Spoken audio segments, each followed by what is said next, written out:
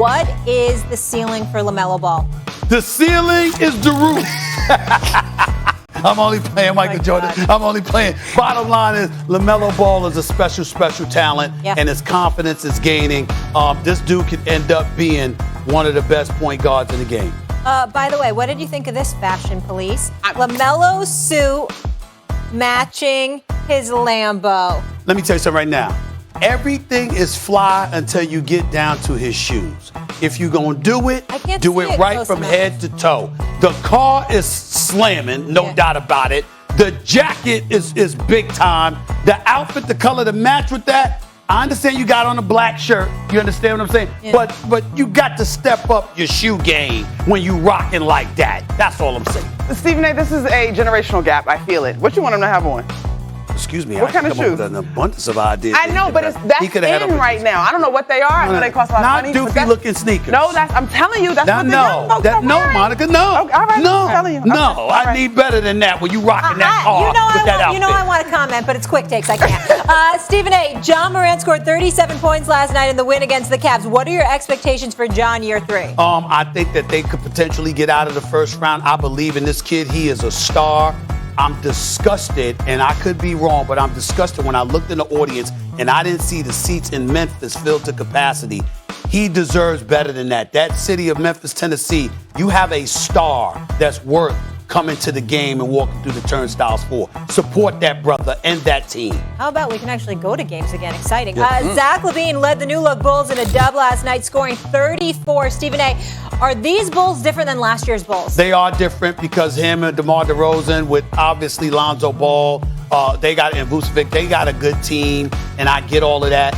I just look at Zach LaVine, and I think that he is a star. He's a Skywalker, and I just wish so desperately he was a New York Knick, but he's not.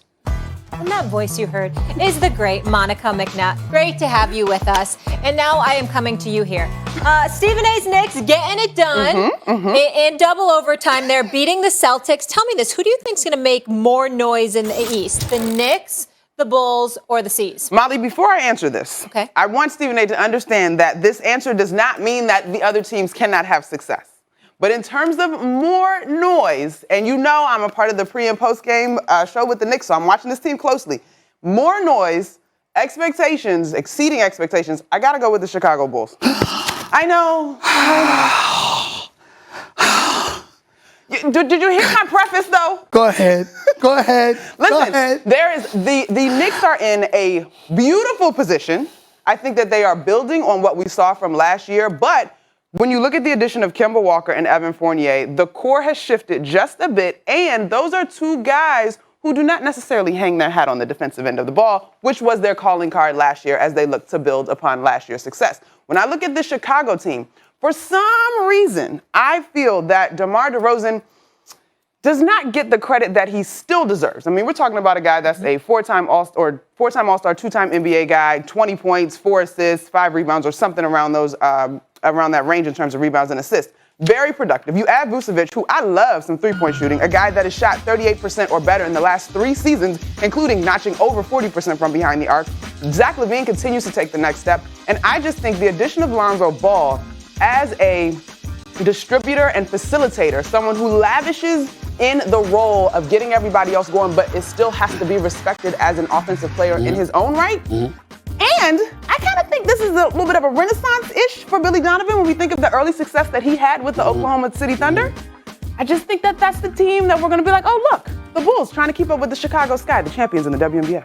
Well, they ain't going to pull that off. Of course not. Because Candace Parker, major props to you, my sister. Congratulations with your great self.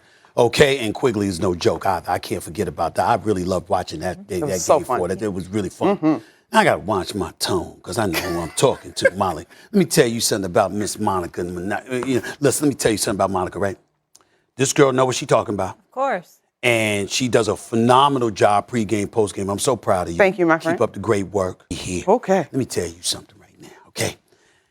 You got to take depth into consideration. We ain't going to throw any shade on DeMar DeRozan. Here's the knock against DeMar DeRozan. 2 things.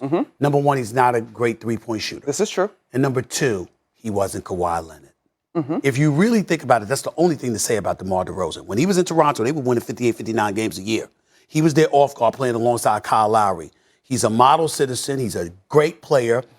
He can put up buckets. He averaged better than 20 a game while he was there. The brother was an all-star. He's an impressive brother who deserves far more respect than we give him. No problem there. Okay. And I love me some Zach LaVine. I'm a huge Zach LaVine fan. Lonzo needs to be more assertive and aggressive, and I think his brother being in the NBA, showing out the way that he does, has forced Lonzo to become a bit more aggressive, and I've noticed that. Okay? I got 2 issues with Chicago. Talk to me. DeRozan and LaVine, can they play together? Because individually, they're big time. My issue is they're the same. And so when I look at them and I say, okay, can they do it? Neither is really a 3, even though you could play small ball in the NBA now, but neither is really a 3. They're both legitimately 2s. And although their game is somewhat different at the same time, can they play together? I need to see it to believe it. Okay. Number 2. I'm listening. Where's the depth? You gonna give me Alex Caruso? Is that what you gonna give me? Nope. They ain't gonna cut it. Okay. They ain't gonna cut it. When we look at the Chicago Bulls, we're thinking about DeRozan, LaVine, Vucevic, and Lonzo Ball. That's what we're looking at. Everything else is a question mark. Are they going to make the playoffs? I believe so. Are they going home in the first round? You're damn right they are. They ain't going to meet the Knicks because neither of them are going to be a top 4 seed, so they'll be playing somebody else, and the Bulls are going to go home early, okay? But we're going to give them their respect because LaVine and DeMar DeRozan can ball, and Vucevic can ball, and Lonzo Ball can ball. I know this. All I'm saying to you is when I look at them, and I think about an 82-game season, and I think about the monsters in the Eastern Conference, Brooklyn, Milwaukee, Miami, can't ignore Atlanta and Philly, and of course the Knicks. And you look at Thibodeau and how he has these guys playing defensively. New York Knicks, #1 defense in the NBA. Against the field, against 3-point shooting. #1, okay? #1 in points allowed. And they coming back. They ain't gonna slide, Monica.